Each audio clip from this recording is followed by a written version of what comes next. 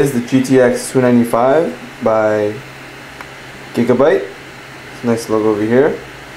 This is the acclaimed HD 4870X2 competitor, if not killer, and many reviews and benchmarks have declared it better than the HD 4870X2, but not superior. It doesn't destroy it, but it does beat it. And so I guess Nvidia has taken the high-end video card crown again. But that's besides the point here. We're just going to review this card, and it's a fairly big card. It's about the same size as the 98GX2, its predecessor, sort of. And I've had it before, and this is, I think, is a little heavier, almost weighs a kilogram. And the material here is almost like plastic, feels like rubber, and it's a nice feel.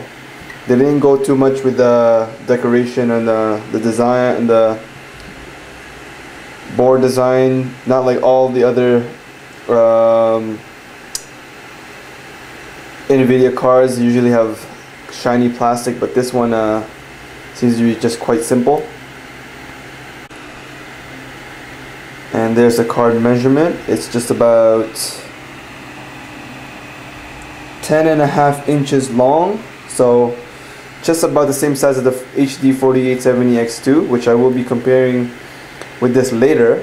But just another comparison, I will put there we go, HD 4870 1GB version, and it is bigger and it will perform better. That side. Other than that, the main specs of the GTX 295 is first of all 1,792 megabytes of GDDR3 memory.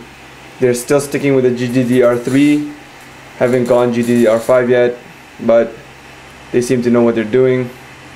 And they have the two PCBs separate, and it's in between is the fan. They're still going with that design, unlike the ATI who've gone with the two chips and one PCB.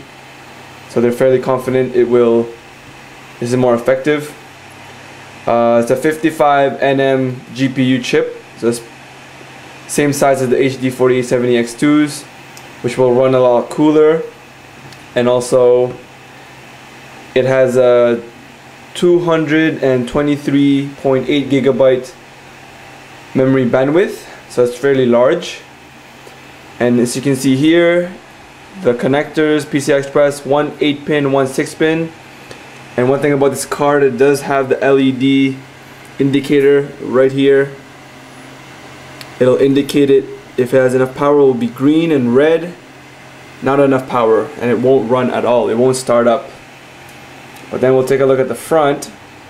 See right here, two DVI connectors, two DVI-D connectors.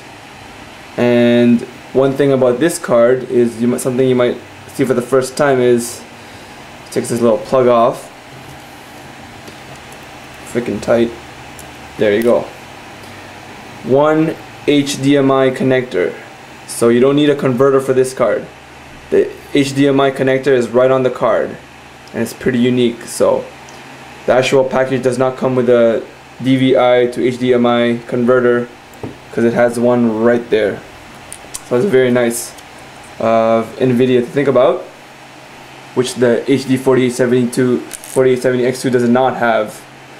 But again, the layout of this card, as you can see, they didn't clean up the back, they didn't bother to, but it's a lot cleaner than I would say the 4870X2. And the fan design right here, patent pending, is a unique fan design. Apparently it does run a little quieter than the 4872 fans. With if you use the EVGA precision, you can control the fan speed, which I will be testing, and I will be running benchmarks with this and I will be comparing it with the HD 4870 X2 and the 4870 in Crossfire, both of them in Crossfire. But I'm really looking forward to testing this card. It's solid, it's amazing, looks amazing, and I'm gonna run a couple of benchmarks with it, 3D Mark 06, Vantage, maybe some Cinebench too, but nothing too complicated.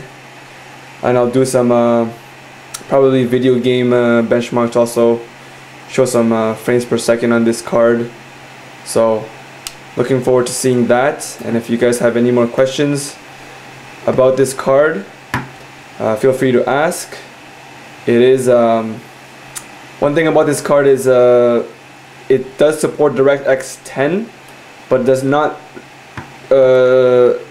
run 10.1, which the HD 4870 X2 does. But I doubt that'll be much of a difference, or it won't affect the performance at all. And you can go SLI with this, quad SLI, but I've seen reports of tri SLI. I don't know how that's possible, but I think SLI would be, quad SLI would be overkill already, so I don't see the reason of getting 3 of these. So thank you for watching, and I will post up the benchmarks soon.